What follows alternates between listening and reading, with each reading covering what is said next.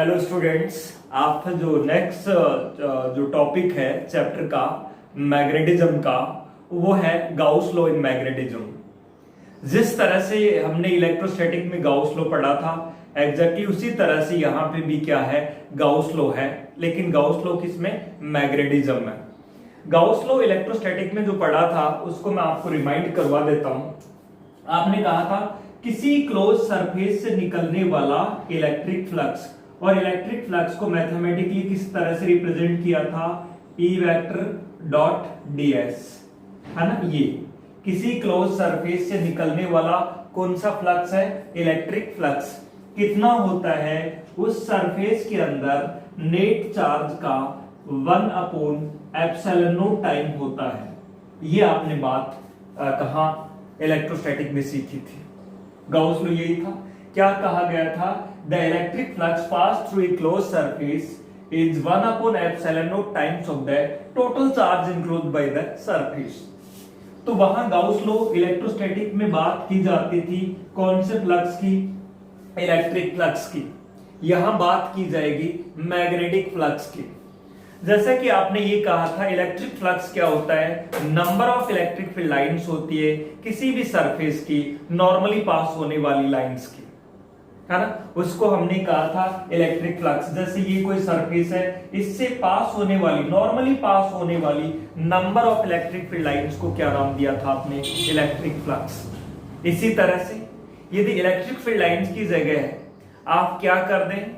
Magnetic field lines कर दें, तो वो क्या हो जाएगा? Magnetic flux. गाउस लॉ में क्या कहा गया है कि किसी क्लोज सरफेस से निकलने वाला मैग्नेटिक फ्लक्स, यानी इलेक्ट्रिक फील्ड की जगह कौन सा फील्ड हो जाएगा? Magnetic field. और ये सरफेस है ना, किसी भी क्लोज सरफेस से निकलने वाला मैग्नेटिक फ्लक्स कितना होता है? 0 होता है। क्यों 0 होता है? जैसे कोई भी क्लोज सरफेस है ना, उसके अंदर मैग्नेट रखी हुई है, ये क्लोज सरफेस हो गया, तो जितनी लाइंस नॉर्थ से निकलेंगी और उतनी ही क्या आ जाएंगी? साउथ पे वापिस आ जाएंगी। तो जितना फ्लक्स क्या करेगा? एंटर करेगा, उतना ही क्या कर जाएगा? लीव कर जाएगा। तो नेट फ्लक्स क्या होगा? 0 होगा। ये कहा गया है। क्यों? क्योंकि मोनोपोल मैग्नेट में एग्जिस्ट करता नहीं। यदि अकेला नॉर्थ पोल होता तो फ्लक्स निकलता, अकेला साउथ पोल होता तो फ्लक्स क्या करता? एंटर करता, क्योंकि साउथ पे मैग्नेटिक फील्ड लाइंस आती हैं और नॉर्थ से जाती हैं। तो ये लॉ बेसिकली, इसका सिग्निफिकेंस क्या है? ये लॉ ये बताता है कि मैग्नेट में मोनोपोल एग्जिस्ट नहीं करता। यानी क्या कहा गया है? The magnetic flux pass through a close surface is equals to 0। इसका मतलब हुआ मैग्नेट में मोनोपोल एग्जिस्ट करता ही नहीं है। यदि मोनोपोल एग्जिस्ट करता तो ये वैल्यू क्या नहीं होती? 0 नहीं होती। ये क्या हो जाती? उस केस में ये वैल्यू होती μ0 इनटू सिग्मा m, जहां पे सिग्मा m क्या होगी? Net pole strength. वैसे यदि हम डाइपोल होता है मैग्नेट में, हमेशा 2 पोल ही होते हैं, तो नेट पोल स्ट्रेंथ क्या होती है? -m, और इस पोल की पोल स्ट्रेंथ क्या होती है? +m। तो नेट पोल स्ट्रेंथ मैग्नेट की कितनी होती है? 0। और पोल स्ट्रेंथ 0 होगी तो मैग्नेटिक फ्लक्स क्या होगा? 0। देखिए मैग्नेटिक फ्लक्स क्या होता है?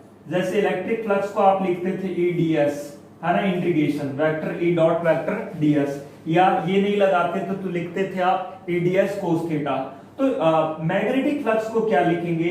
इलेक्ट्रिक फील्ड की जगह क्या आएगा? Magnetic field. सरफेस एरिया ये है ही, है ना। तो ये, तो इसी को अपन लिखते हैं क्या? Gauss law in magnetism. Gauss law in magnetism लिखिए इसको, Gauss law in magnetism. Note down. क्या? According to this the magnetic flux passed through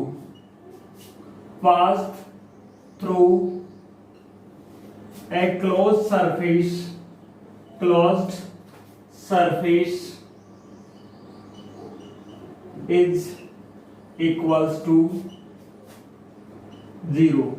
किसी क्लोज सरफेस से निकलने वाला नेट मैग्नेटिक फ्लक्स है, द नेट मैग्नेटिक फ्लक्स यानी total magnetic flux, the net magnetic flux pass through a close surface is equals to zero. ये Gauss law किसमें? Magnetism में। और इलेक्ट्रोस्टैटिक में क्या था? The net electric flux pass through a close surface is equals to 1/epsilon times of the total charge enclosed by that surface, यही था। अच्छा, इसको मैथमेटिकली लिखना चाहें तो B वेक्टर डॉट ds ही क्या होगा? Magnetic flux. और किससे निकलने वाला, किससे पास होने वाला? क्लोज सरफेस से पास होने वाला। ये सर्किल है किसके लिए? क्लोज सरफेस के लिए। मैं नेक्स्ट चैप्टर में बात करूंगा, वहां मैग्नेटिक फ्लक्स का डिस्कशन होगा, है ना? तो वहां ये हम देखेंगे कि ये कैसे आया। वो कितना होता है? 0 होता है। तो इसका मतलब है ये 0 क्यों होता है? क्योंकि मैग्नेट में दोनों पोल ही एग्जिस्ट करते हैं, मोनोपोल एग्जिस्ट करता ही नहीं है। नॉर्थ से जितना फ्लक्स निकलेगा साउथ में वापस उतना ही क्या कर जाएगा? एंटर कर जाएगा। तो नेट फ्लक्स क्या हो जाएगा? 0। यानी ये बताता है, इसका मतलब इट मींस, यानी इसका सिग्निफिकेंस क्या है? It means monopole does not exist in the magnet. Magnet में मोनोपोल एग्जिस्ट करता ही नहीं है। 2014 में क्वेश्चन पूछ लिया गया था कि गाउस लॉ फॉर मैग्नेटिज्म लिखिए आप बीएससी 2014 में। हाँ, गाउस लॉ फॉर मैग्नेटिज्म लिखिए मोनोपोल के लिए। तो for monopole not equals to आएगा, है ना? Gauss law for magnetism, Gauss law for magnetism, Gauss law for magnetism, है ना? और किसके लिए? For monopole. हालांकि मोनोपोल मैग्नेट में एग्जिस्ट करता ही नहीं है। तो मोनोपोल के लिए लिखना होता तो क्या होता? बी डी एस की वैल्यू नॉट इक्वल्स टू 0 होती, या तो ये 0 को काट देते हम यहाँ, या क्या लिखते? Mu not into sigma m. Sigma m small m है ये, जहां पे क्या है? पोल स्ट्रेंथ है। ये गाउस लॉ फॉर क्या होता? मैग्नेटिज्म। यदि ये नहीं लिखना चाहें तो हम क्या लिख सकते हैं? इसको नॉट इक्वल्स टू क्या होगा? 0। ये बात क्लियर है ना? ये गाउस लॉ फॉर मैग्नेटिज्म है। कब? किसके लिए? फॉर मोनोपोल के लिए। लेकिन रियल में गाउस लॉ फॉर मैग्नेटिज्म ये होता है, ये याद रखना आपको। यदि कहा जाता है कि मोनोपोल के लिए लिखिए तो नॉट इक्वल्स टू 0 हो जाएगा, या फिर आप क्या लिख सकेंगे? म्यू नॉट इंटू क्या? Sigma m. सिग्मा एम जहां पर क्या होगी? पोल स्ट्रेंथ होगी। क्लियर है? अब हम बात करते हैं, ये पहले नोट डाउन नोट कर लिया ये। अब देखिए हम बात करेंगे behaviour of substances in magnetic field की।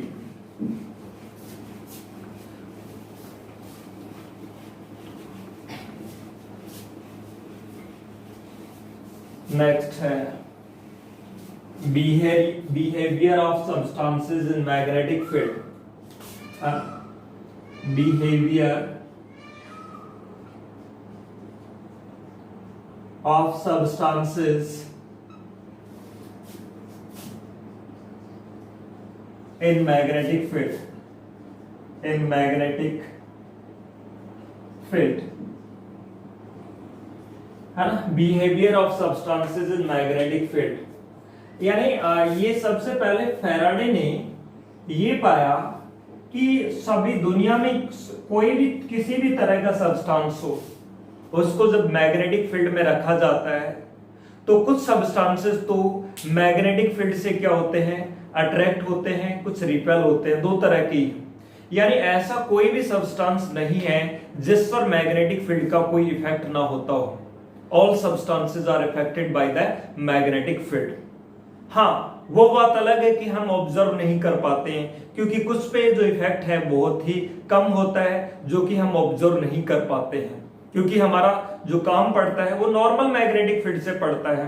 यदि स्ट्रॉन्ग मैग्नेटिक फील्ड की बात करें तो सारे के सारे जो सब्सटेंसेस हैं वो इफेक्टेड होते हैं। तो ये बात किन्होंने ऑब्जर्व की? फैराडे ने। So no doubt Faraday found that Faraday found that all substances are affected by external magnetic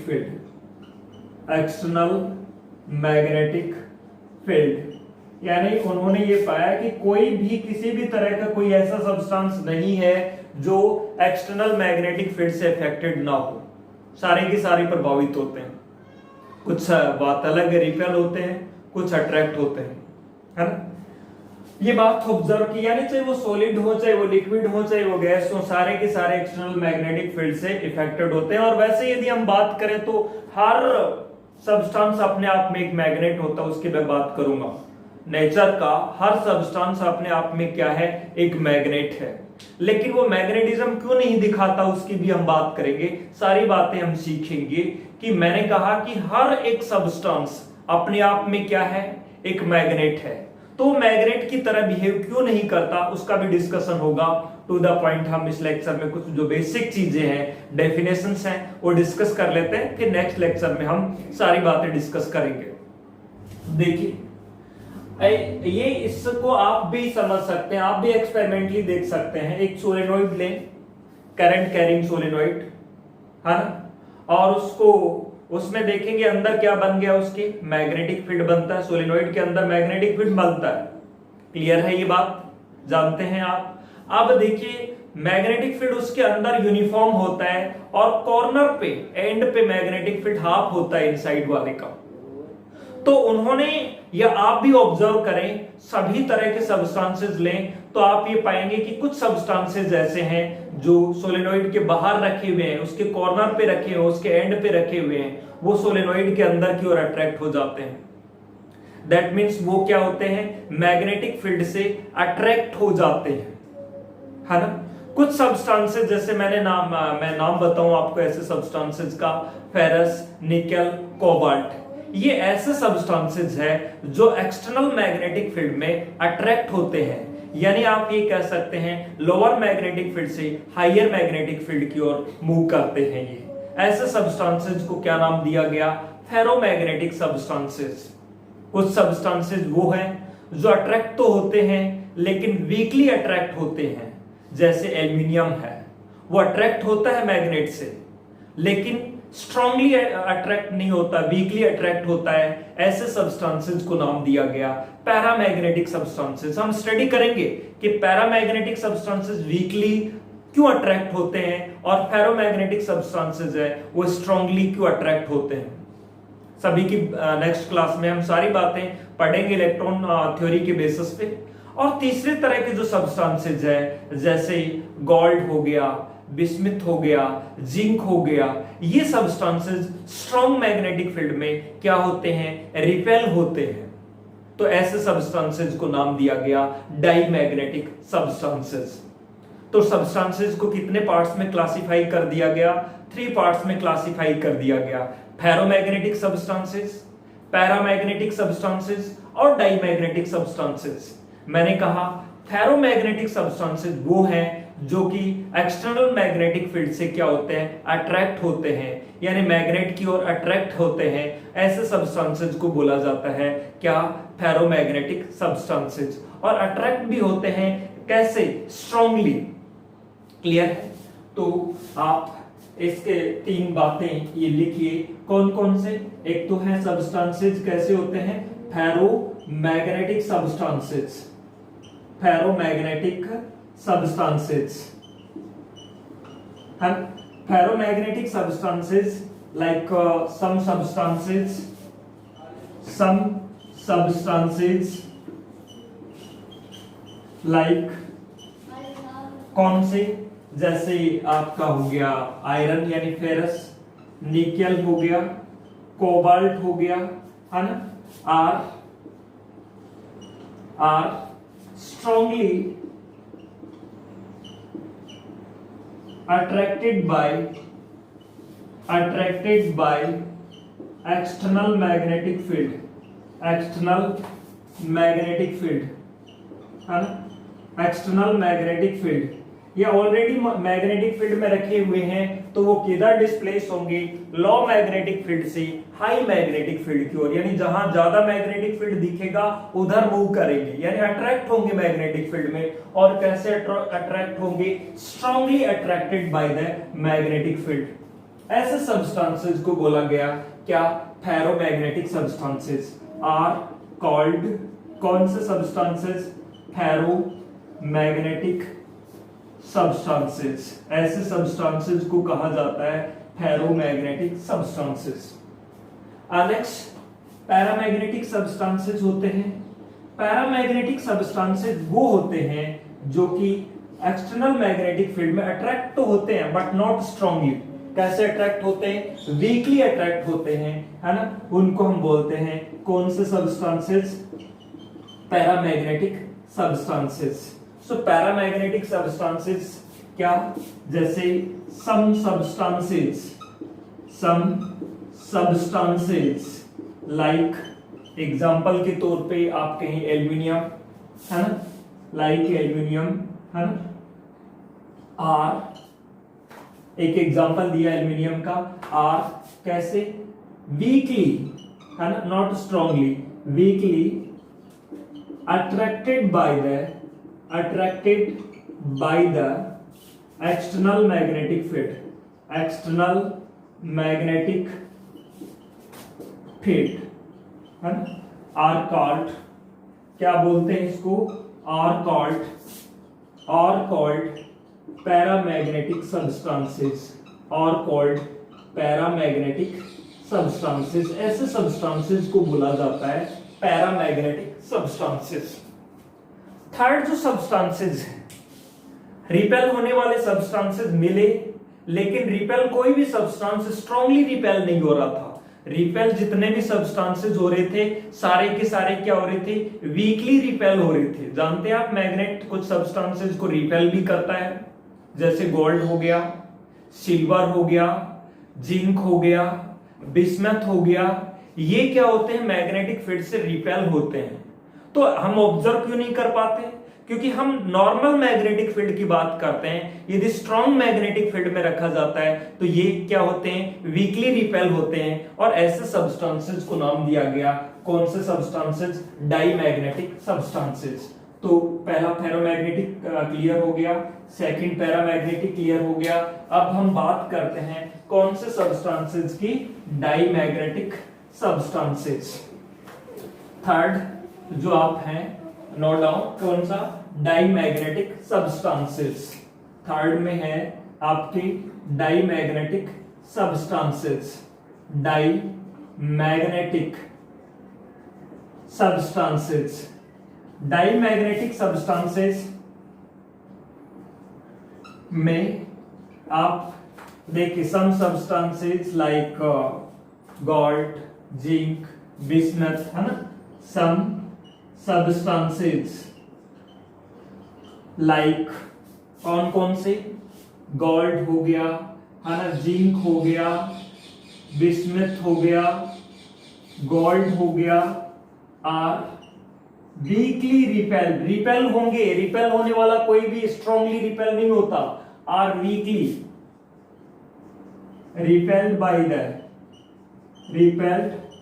by the external magnetic field, external magnetic field, है ना, are called डाईमैग्नेटिक सब्सटेंसेस। ऐसे सब्सटेंसेस को क्या बोला जाता है, डाईमैग्नेटिक सब्सटेंसेस। आरबीएससी 2014 में जैसे गाउस लॉ पूछा था मैग्नेटिज्म के लिए, मोनोपोल के लिए, और ये क्वेश्चन पूछा गया था कि what are diamagnetic substances and write the example, है ना, यानी डाईमैग्नेटिक सब्सटेंसेस को डिफाइन करना था और क्या लिखना था, एग्जांपल लिखना था।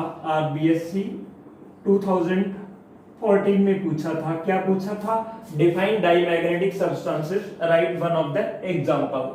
तो डाईमैग्नेटिक सब्सटेंसेस में क्या होते हैं, जैसे आपने ये कहा है कि वो सब्सटेंसेस जो कि वीकली क्या होते हैं, ये रिपेल होते हैं एक्सटर्नल मैग्नेटिक फील्ड से, इन सब्सटेंसेस को हम बोलते हैं डाईमैग्नेटिक सब्सटेंसेस। Note down.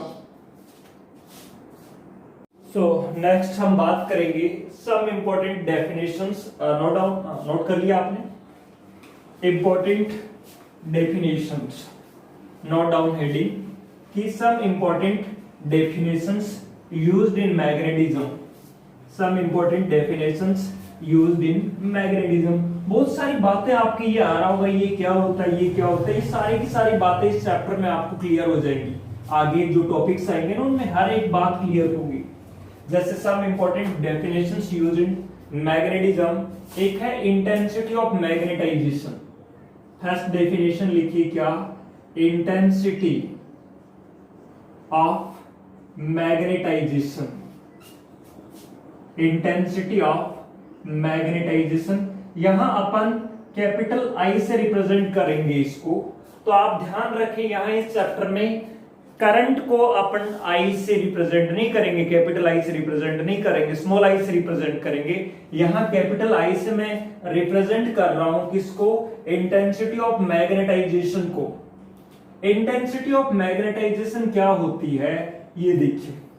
मैं बात करूंगा कि जब किसी भी सब्सटेंस को, चाहे वो किसी भी तरह का सब्सटेंस हो, चाहे वो फेरोमैग्नेटिक हो, चाहे वो पैरामैग्नेटिक हो, चाहे वो डाईमैग्नेटिक हो, उसको जब मैग्नेटिक फील्ड में रखा जाता है तो वो मैग्नेटाइज्ड हो जाता है, यानी एक मैग्नेट बन जाता है। बात करेंगे हम क्यों बनता होगा, सारी की सारी बातें डिटेल में करेंगे इस क्लास में। तो हम बेसिक जो डेफिनेशंस है वो पढ़ रहे हैं। तो वो मैग्नेटाइज्ड हो जाता है, यानी मैग्नेटाइज होने का मतलब मैग्नेटिज्म आ जाता है उसमें, और मैग्नेटिज्म आ जाता है इसका मतलब उसका मैग्नेटिक मोमेंट भी होता है ना। तो उसका मैग्नेटिक मोमेंट क्या मान लिया मैंने? m है। और वॉल्यूम कितना था उस सब्सटेंस का? v वॉल्यूम है। मान लो कितना वॉल्यूम है? v volume. v volume substance का मैग्नेटिक मोमेंट क्या बन जाता है? m, है ना। मैग्नेटिक फील्ड में रखने पर वो क्या होगा? मैग्नेटाइज्ड होगा। मैग्नेटाइज्ड होने का मतलब है उसका मैग्नेटिक मोमेंट क्रिएट हो जाएगा। जैसे आपने देखा था ना, डाइपोल जो थे, नॉन पोलर डाइपोल थे, उनको इलेक्ट्रिक फील्ड में रखने पर उसमें डाइपोल मोमेंट क्रिएट हो जाता था। यही है ना। इसी तरह से जब इन सब्सटेंसेस को कहां पे रखा जाता है? मैग्नेटिक फील्ड में रखा जाता है, तो पहले इनका मैग्नेटिक मोमेंट भले ही क्या हो? जीरो। पहले जीरो होता है इनका नेट मैग्नेटिक मोमेंट, तभी तो मैग्नेट की तरह से बिहेव नहीं करते। बातें करेंगे कि जीरो क्यों होता आगे के लेक्चर में। तो और जैसे ही इनको मैग्नेटिक फील्ड में रखा जाता है तो इसमें क्या क्रिएट हो जाता है? Magnetic moment. मान लो v वॉल्यूम वाले सब्सटेंस में का मैग्नेटिक मोमेंट कितना हो गया? m हो गया। तो यूनिट वॉल्यूम वाले सब्सटेंस का मैग्नेटिक मोमेंट क्या होगा? Magnetic moment divided by volume, है ना। यानी मैग्नेटिक नेट मैग्नेटिक मोमेंट को किससे डिवाइड कर दो आप? वॉल्यूम से डिवाइड कर दो। तो इसी को क्या बोला जाता है? Intensity of magnetisation. तो इंटेंसिटी ऑफ मैग्नेटाइजेशन एक तरह से magnetic moment per unit volume होता है। Magnetic moment per unit volume को ही हम क्या कहते हैं? Intensity of magnetisation. Electric field में आपने देखा होगा वहां पोलराइजेशन वेक्टर आया था, ध्यान हो आपको, कैपिटल P। वहां कहा था dipole moment per unit volume, जिसको हमने क्या नाम दिया था? Polarization vector. एग्जैक्टली यहां भी क्या है? यहां पे कौन सा है? यहां आप कह रहे हो इंटेंसिटी ऑफ मैग्नेटाइजेशन, वो था dipole moment per unit volume, electric dipole moment per unit volume था वहां पे। यहां पे कौन सा moment? Magnetic moment per unit volume को ही क्या बोला जाएगा? क्या? Intensity of magnetisation. So intensity of magnetisation को हम किस तरह से डिफाइन कर सकते हैं? It is the magnetic moment per unit volume. Same जब कैपेसिटर वाले में मैंने आपको पोलराइजेशन वेक्टर बताया था ना, तब ध्यान हो आपको ये बताया था electric dipole per unit volume को ही हम क्या कहते हैं? Polarization vector. देखना उस लेक्चर में आप पोलराइजेशन वेक्टर बताया था, तब बताया था electric dipole moment per unit volume. इसी तरह से यहां यदि इलेक्ट्रिक डाइपोल मोमेंट की जगह से magnetic dipole moment per unit volume कह देते हैं तो वो क्या होगा? Intensity of magnetization. Intensity of magnetization का फॉर्मूला क्या हो जाएगा? Net magnetic moment divided by volume. यानी magnetic moment per unit volume को ही आपने क्या कहा है, इंटेंसिटी ऑफ मैग्नेटाइजेशन। ध्यान रखिए ये कैसी क्वांटिटी होती है, एक वेक्टर क्वांटिटी होती है। क्यों? क्योंकि मैग्नेटिक मोमेंट ही तो है एक तरह से यूनिट वॉल्यूम का। तो ये इंटेंसिटी ऑफ मैग्नेटाइजेशन कैसी क्वांटिटी होती है, वेक्टर क्वांटिटी होती है। डेफिनेशन ध्यान रहेगी, क्या होता है, magnetic moment per unit volume को ही हम क्या कहते हैं, इंटेंसिटी ऑफ मैग्नेटाइजेशन। कैसी क्वांटिटी होती है यदि आप कहें तो, यदि यहां नहीं लगाएं तो यहां लिख दो, it is a vector quantity. बात क्लियर है? अब इसकी यदि यूनिट हम कहें, it is a vector quantity, it is a vector quantity, है ना। और इसकी जो यूनिट है, इट्स यूनिट देखो हम यहां से लिख सकते हैं। मैग्नेटिक मोमेंट की यूनिट आपको बताई थी, ध्यान है क्या होती है, एम्पियर मीटर स्क्वायर। और वॉल्यूम की क्या होती है, मीटर क्यूब। तो देखो ये मीटर से ये कैंसिल हो गया, 1 मीटर बचा, तो एम्पियर पर क्या होगी, मीटर। सो इसकी जो यूनिट है वो क्या होगी, एम्पियर पर मीटर। क्लियर है ना। इसकी जो यूनिट है ध्यान रखना, एम्पियर पर मीटर। मैं थोड़ी देर में आपसे पूछूंगा भी, इंटेंसिटी ऑफ मैग्नेटाइजेशन की यूनिट क्या होती है, एम्पियर पर मीटर। और इसका जो डायमेंशनल फॉर्मूला, एम्पियर का तो ए और मीटर का, मीटर क्या होती है, लेंथ, तो A/L, और L को ऊपर ले जाओगे तो L की पावर -1 A। तो डायमेंशनल फॉर्मूला क्या होगा इसका, इट्स डायमेंशनल फॉर्मूला क्या होगा, L की पावर -1 A1। बाकी जीरो कर दो, M भी जीरो है ना, T भी जीरो। तो ऐसे सीक्वेंस में लिखना चाहें इसको, ऐसे ना लिखें तो लिख सकते M0 L -1 T भी 0 A1। ये क्या होता है इसका डायमेंशनल फॉर्मूला। बात क्लियर है? अब ये बात आगे, जिस सब्सटेंस की इंटेंसिटी ऑफ मैग्नेटाइजेशन जितनी ज्यादा होगी, वो सब्सटेंस मैग्नेटिक फील्ड में उतना ही ज्यादा मैग्नेटाइज्ड होगा।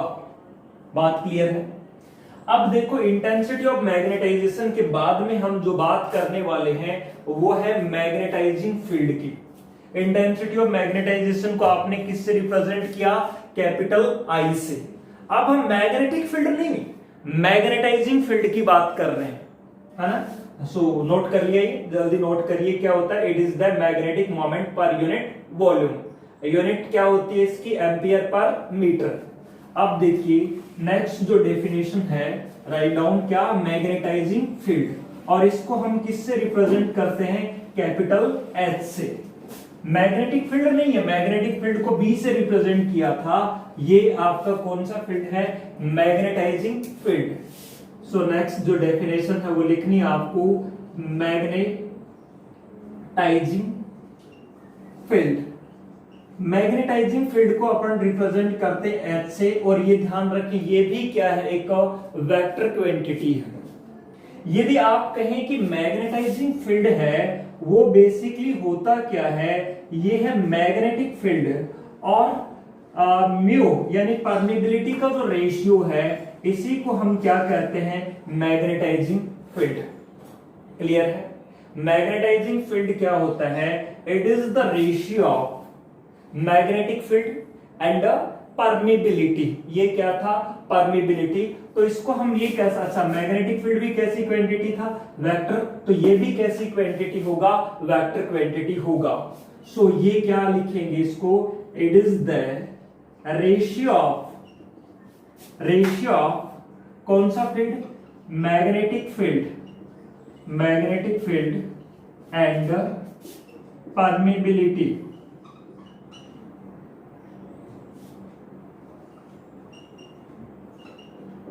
परमिबिलिटी है ना, ऑफ दैट मीडियम, जिस मीडियम की बात कर रहे हैं उसकी। यदि फ्री स्पेस है तो यहाँ नोट आ जाएगा, और यहाँ मैग्नेटिक फील्ड भी फ्री स्पेस का आ जाएगा नोट, अदरवाइज। ये बात क्लियर है?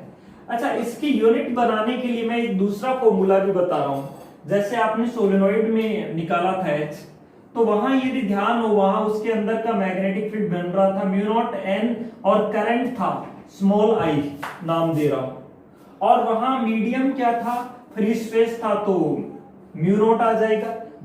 फ्री स्पेस की परमिबिलिटी क्या होती है, म्यू नॉट। और किसी पर्टिकुलर मीडियम की क्या मानते हैं अपन म्यू, तो म्यू से ये म्यू कैंसिल हो जाता है, तो यहाँ h का फॉर्मूला हमारे पास आ जाता है n इंटू आई। n क्या है, मैं यूनिट बनाने के लिए फॉर्मूला बताया मैंने कि आप यूनिट में कंफ्यूज हो जाते हैं कि इसकी यूनिट क्या बताएं। मैग्नेटाइजिंग फील्ड समझ में आ गया ना, मैग्नेटिक फील्ड और परमिबिलिटी ऑफ द मीडियम का रेशियो है। अब बात आती है कि यूनिट बनाने के लिए देखो स्मॉल n होता है number of turn per unit length, solenoid में ध्यान होगा ना, number of turn per unit length, number of turn की यूनिट नहीं होती, और number of turn per unit length की देखो ये तो यूनिट लेस है और ये लेंथ की यूनिट है मीटर, तो number of turn per unit length की मीटर क्या होती है, वन लेंथ यूनिट क्या होती है 1 अपॉन मीटर, यानी स्मॉल n की यूनिट क्या होती है 1 अपॉन मीटर, और करंट की यूनिट क्या होती है एम्पियर। तो इसकी जो यूनिट है किसकी, मैग्नेटाइजिंग फील्ड की, वो क्या होगी एम्पियर पर मीटर। क्यों होगी, क्योंकि करंट की यूनिट क्या होती है एम्पियर, और number of turn per unit length small n क्या था, number of turn per unit length था सोलेनोइड में, यानी total turn divided by total length, इसकी कोई यूनिट होती नहीं है, लेंथ की यूनिट मीटर होती है, तो स्मॉल n की यूनिट क्या थी 1 अपॉन मीटर, और करंट की यूनिट क्या होती है एम्पियर, तो इसकी यूनिट क्या होगी एम्पियर पर मीटर। और थोड़ी देर पहले आपने ये पढ़ा, मैंने कहा था मैं आपसे पूछूंगा इंटेंसिटी ऑफ मैग्नेटाइजेशन की जो यूनिट है वो क्या होती है, वो भी क्या होती है एम्पियर पर मीटर। तो इसकी यूनिट है इट्स यूनिट ये भी कैसी क्वांटिटी है, इट इज आल्सो कैसी क्वांटिटी है वेक्टर क्वांटिटी, ये भी कैसी क्वांटिटी है वेक्टर क्वांटिटी है। इसकी यूनिट है इट्स यूनिट, और डायमेंशनल फॉर्मूला सेम होंगे, भी क्या होगी एम्पियर पर मीटर, और इंटेंसिटी ऑफ मैग्नेटाइजेशन की यूनिट भी क्या थी एम्पियर पर मीटर। ये मैंने आपको बताया है, ये जो कैलकुलेशन है ये भले चाहे नोट करें, ये यूनिट बताने के लिए बताया है कि आप ये सोच रहे होंगे कि एम्पियर पर मीटर यूनिट कैसे होती है। क्लियर। अब देखो नेक्स्ट जो डेफिनेशन हम, इसका डायमेंशनल फॉर्मूला भी वही होगा जो किसका होता है इंटेंसिटी ऑफ मैग्नेटाइजेशन का, नोट करिए इसे। अब देखिए हम नेक्स्ट जो डेफिनेशन पढ़ने वाले हैं वो पढ़ने वाले हैं क्या, मैग्नेटिक ससेप्टिबिलिटी। जैसे कैपेसिटर वाले चैप्टर में इलेक्ट्रिक ससेप्टिबिलिटी आया था, उस जिसको काई से रिप्रेजेंट किया था, है ना, वही यहां पर कौन सी ससेप्टिबिलिटी की बात करेंगे आप, magnetic susceptibility, magnetic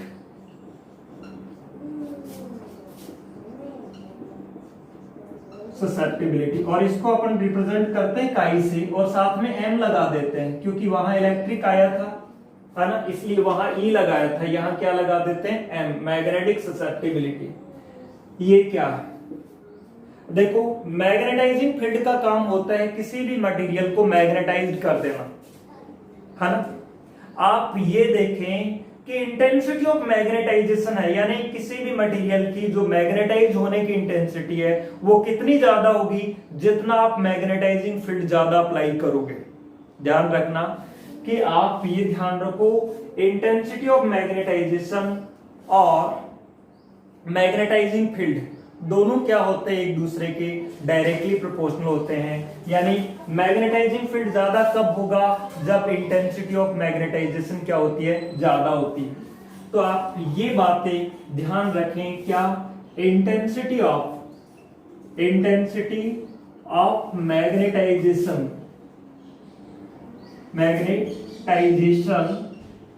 is directly proportional to the magnetizing field, यानी intensity of magnetization magnetizing field के क्या होती है डायरेक्टली प्रोपोर्शनल होती है। यानी कहने का मतलब I डायरेक्टली प्रोपोर्शनल क्या कहा आपने X, भाई इंटेंसिटी ऑफ मैग्नेटाइजेशन है वो मैग्नेटाइजिंग फील्ड की क्या होती है डायरेक्टली प्रोपोर्शनल, यूनिट भी सेम होती है ना। अच्छा, यहां I is equals to chi into H, काई जहां पर क्या है, एक कांस्टेंट है, और काई जहां पर क्या है, एक कांस्टेंट है, and this constant is called क्या, मैग्नेटिक ससेप्टिबिलिटी।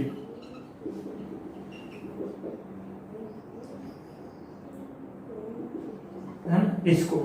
तो यहां से हमारे पास फॉर्मूला आ गया, मैं ऊपर लिख देता हूं, ये नोट कर लिया आपने। ये यहां से हमारे पास जो फॉर्मूला आ गया किसके लिए, काई के लिए, वो क्या आ गया, chi is equals to I divided by H, है ना। मैग्नेटिक ससेप्टिबिलिटी क्या है, इंटेंसिटी ऑफ मैग्नेटाइजेशन और मैग्नेटाइजिंग फील्ड का रेशियो है। ये केवल स्केलर क्वांटिटी होगी। अच्छा, यूनिट होगी क्या, नहीं, इट इज यूनिटलेस, क्योंकि इसकी यूनिट भी क्या होती है, एम्पियर पर मीटर, और इसकी यूनिट भी क्या होती है, एम्पियर पर metre. So it is unitless quantity. किसकी बात कर रहे हैं, मैग्नेटिक ससेप्टिबिलिटी। यूनिटलेस एंड क्या होती है, डायमेंशनलेस। वहां इलेक्ट्रिक ससेप्टिबिलिटी को भी मैंने यही बताया था कि यूनिटलेस और डायमेंशनलेस। तो नोट करिए, it is unitless and dimensionless quantity. अच्छा, एक बात और देखना है, यदि कोई भी मटेरियल की इंटेंसिटी ऑफ मैग्नेटाइजेशन और मैग्नेटाइजिंग फील्ड की डायरेक्शन सेम है, यानी ये इधर है, ये भी इधर है, तो काई की वैल्यू क्या आएगी, पॉजिटिव। और मान लो मैग्नेटाइजिंग फील्ड इधर लगा रहे हो और इंटेंसिटी ऑफ मैग्नेटाइजेशन इधर है, तो आप कहेंगे काई की वैल्यू क्या आएगी, नेगेटिव, है ना। तो काई की वैल्यू पॉजिटिव भी होती है और नेगेटिव भी होती है। बात करेंगे हम ये सारे, हर एक कारण, हर एक रीजन सीखेंगे आगे कि ऐसा क्यों होता है। यहाँ हम लिख रहे हैं, फिर जब आगे पढ़ेंगे उस टॉपिक में हम सारी बातें सीखेंगे। तो मैं यहाँ लिख रहा हूं कि काई की जो वैल्यू है वो क्या होती है, डाईमैग्नेटिक सब्सटेंसेस के लिए तो क्या होती है, काई की जो वैल्यू है वो होती है नेगेटिव, होती है नेगेटिव में होती है ना। नेगेटिव का मतलब लेस देन 0 होती है, नेगेटिव होती है फॉर कौन से सब्सटेंसेस, डाईमैग्नेटिक सब्सटेंसेस, है ना, डाईमैग्नेटिक सब्सटेंसेस। और काई की वैल्यू क्या होती है, पॉजिटिव होती है, कौन से सब्सटेंसेस के लिए पॉजिटिव होती है, for ferromagnetic substances, ferromagnetic substances and paramagnetic substances, paramagnetic substances. अच्छा, ज्यादा काई की वैल्यू ज्यादा किसके लिए होती है, ज्यादा होती है फेरो के लिए, यानी फेरोमैग्नेटिक को कम मैग्नेटाइजिंग फील्ड में रखने के बाद में भी उनकी इंटेंसिटी ऑफ मैग्नेटाइजेशन क्या होती है, ज्यादा होती है, यानी वो ज्यादा मैग्नेटाइज्ड हो जाते हैं। भले ही H की वैल्यू कम हो, लेकिन I क्या होती है, उनकी ज्यादा होती है, तभी तो उनकी काई की वैल्यू क्या होती है, ज्यादा। तभी तो मैग्नेट बनाने के लिए हम कौन से मटेरियल काम में लेते हैं, फेरोमैग्नेटिक। मैं बताऊंगा ये सारी बातें कि ये ज्यादा क्यों हुई, किस वजह से हुई, है ना। तो ये नोट कर लीजिए आप, ये नोट कर लिया। अब देखो, हम बात करते हैं परमिबिलिटी, किसी भी मीडियम की परमिबिलिटी क्या होती है, नोट कर लिए ये। अब हम बात करते हैं permeability, then relative permeability, permeability, permeability, है ना।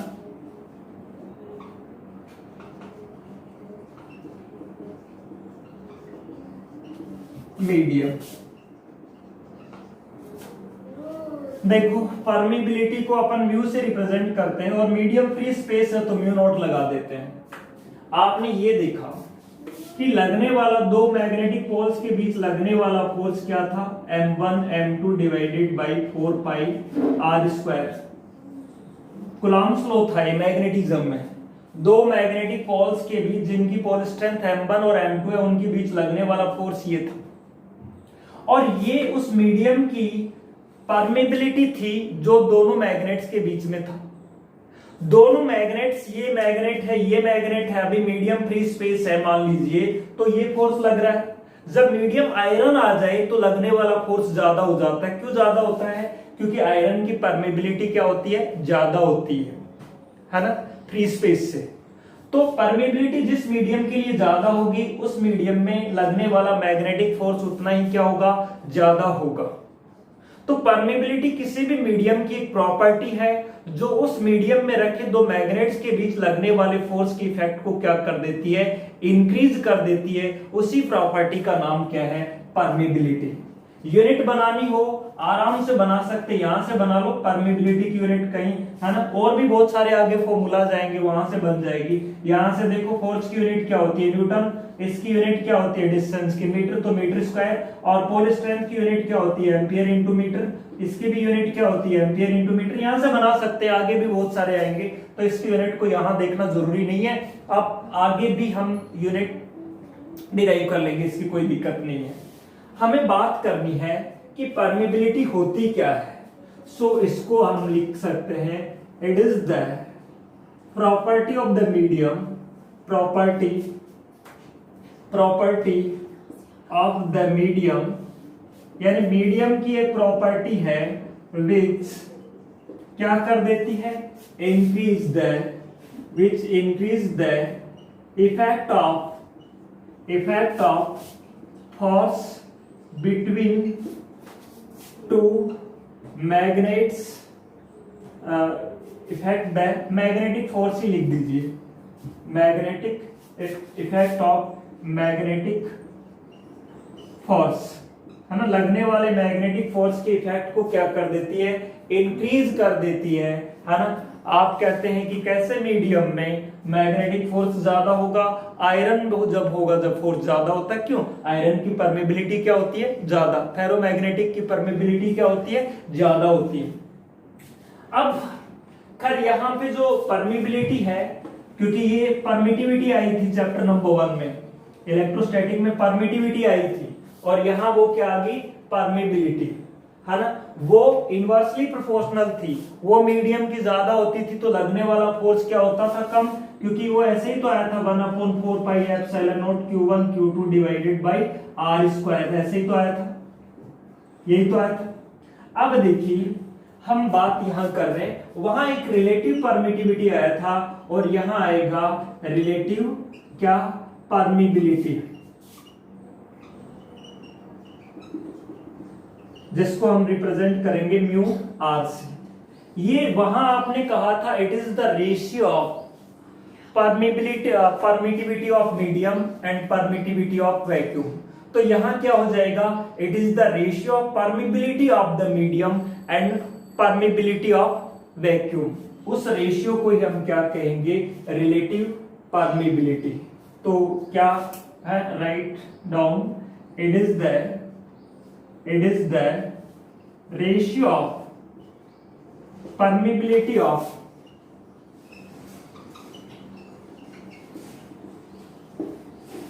मीडियम, जिस मीडियम की रिलेटिव परमिबिलिटी निकाल रहे हैं उसकी बात कर रहे हैं आप, एंड परमिबिलिटी ऑफ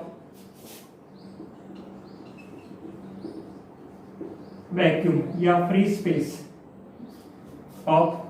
स्पेस, ध्यान रखिए वैक्यूम, फ्री स्पेस कह दो या मैं कह दूं वैक्यूम, है ना, वैक्यूम और एयर। ध्यान रखिए इसकी जो है म्यू आर वो क्या होगा? मीडियम की परमिबिलिटी डिवाइडेड बाय किसकी? फ्री स्पेस या वैक्यूम की परमिबिलिटी। इसकी और इसकी यूनिट सेम होती है, तो ये कैसी क्वांटिटी होगी? Unit less. ध्यान रखिए रिलेटिव परमिबिलिटी क्या होती है? यूनिट लेस होती है, क्योंकि दो परमिबिलिटी का रेशियो होता है। अच्छा, ये आपको कह दिया जाए एयर के लिए और वैक्यूम की वैल्यू क्या होती है? 1, क्योंकि ये भी मीडियम वैक्यूम है और ये भी क्या है? वैक्यूम है, तो दोनों की क्या होगी? सेम। तो रिलेटिव परमिबिलिटी फॉर किसके लिए होती है? वैक्यूम के लिए। वैक्यूम की रिलेटिव परमिबिलिटी क्या होती है? 1 होती है, ये ध्यान रखिए, है ना। तो ये तो क्या था? परमिबिलिटी, है ना, नो डाउट। ध्यान रखिए रिलेटिव परमिबिलिटी क्या होती है? एक यूनिटलेस होती है। नोट कर लिया आपने ये। अब हम बात करते हैं relation between different magnetic quantities. A relation among different magnetic quantities, यानी इसमें म्यू में, काई में, बी में, एच में, इन सभी में रिलेशन, ये जो हमने जो भी क्वांटिटी स्टडी किया अभी उन सभी में रिलेशन की बात करेंगे, है ना। टॉपिक का नाम क्या है, relation among different magnetic quantities, है ना। Relation among different magnetic quantities, different magnetic quantities में रिलेशन की। अब देखो, इस रिलेशन को डिराइव करने के लिए मैं एक छोटा सा एक्सपेरिमेंट बता रहा हूं। यहां पर हम ले रहे हैं कोई सोलेनोइड, करंट कैरिंग सोलेनोइड, इसमें करंट फ्लो कराया और करंट फ्लो कराने पर इसके अंदर मैंने एक सॉफ्ट आयरन की या आयरन रोड रख दी है, या कोई भी फेरोमैग्नेटिक मटेरियल की, है ना, फेरोमैग्नेटिक मटेरियल रख दिया। रखने के बाद में ये कहा कि सोलेनोइड में जैसे ही करंट फ्लो होगा, करंट फ्लो होने पर इसके अंदर क्या बनता है, मैग्नेटिक फील्ड। भाई सोलेनोइड के जो अंदर मैग्नेटिक फील्ड बनता है वो कितना बनता है, म्यू नॉट एन इंटू आई। या अभी आप बात कर रहे थे एन इंटू आई, तो क्या होता है, एच होता है। एच की वैल्यू क्या आई थी, देखो आप पीछे, है ना, क्या आई थी, एन इंटू आई आई थी। तो एन इंटू आई को क्या लिखा जा सकता है, एच लिखा जा सकता है। यानी ये तो सोलेनोइड के अंदर जो बनने वाला मैग्नेटिक फील्ड था, लेकिन इस मैग्नेटिक फील्ड में इसके अंदर रखा हुआ जो सब्सटेंस है, इसके अंदर जो भी मटेरियल रखी है वो भी क्या होगा, इंडक्शन के कारण मैग्नेटाइज होगा।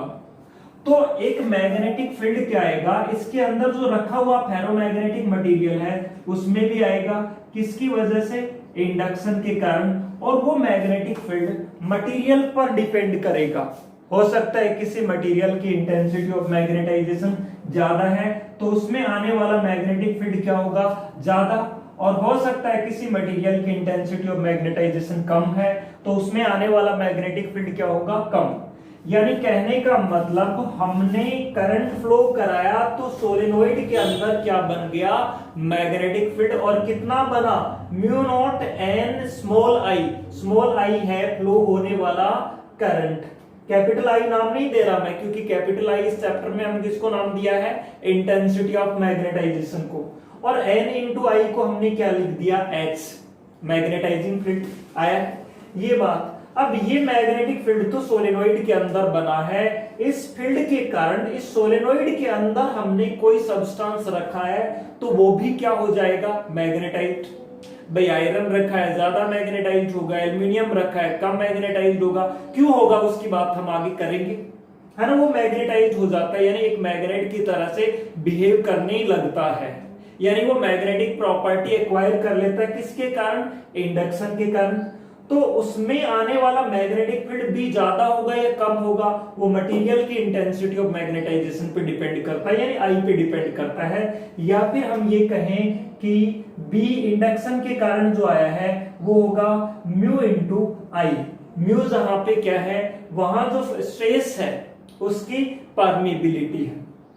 तो हम यदि कहना चाहें, क्या मैग्नेटिक फील्ड जो है बी है टोटल, वो किसके कारण होगा, magnetic field inside the solenoid, solenoid के अंदर magnetic field plus magnetic field due to induction, induction के कारण जो मैग्नेटिक फील्ड आया है वो। सोलेनोइड के इनसाइड का जो मैग्नेटिक फील्ड है वो कितना होता है, म्यू नॉट एन और स्मॉल आई, यही ना, आई उससे फ्लो होने वाला करंट। और इंडक्शन के कारण जो मैग्नेटिक फील्ड आता है वो कितना होगा, mu not into capital I. Capital I होगी उस मटेरियल की, उसके अंदर जो रखा हुआ है उस मटेरियल की क्या होगी, इंटेंसिटी ऑफ मैग्नेटाइजेशन। आयरन है तो ज्यादा इंटेंसिटी ऑफ मैग्नेटाइजेशन है, तो ज्यादा मैग्नेटिक फील्ड एक्वायर करेगी। कोई ऐसी मटेरियल है जिसकी इंटेंसिटी ऑफ मैग्नेटाइजेशन कम है, तो उसमें मैग्नेटिक फील्ड क्या आएगा, कम आएगा। तो मैग्नेटिक फील्ड जो है वो उस मटेरियल की इंटेंसिटी ऑफ मैग्नेटाइजेशन के डायरेक्टली प्रोपोर्शनल होता है। ये तो सोलेनोइड के अंदर मैग्नेटिक फील्ड, और ये उस मैग्नेटिक फील्ड के कारण उसके अंदर रखे हुए सब्सटेंस ने जो मैग्नेटिक फील्ड एक्वायर कर लिया है वो, तो टोटल मैग्नेटिक फील्ड यही होगा। और N इंटू आई को हम क्या नाम देंगे, मैंने बताया था जब यूनिट बताई थी ना H की, तो N इंटू आई नाम दिया था H को। तो N इंटू आई को हम क्या लिख सकते हैं, H।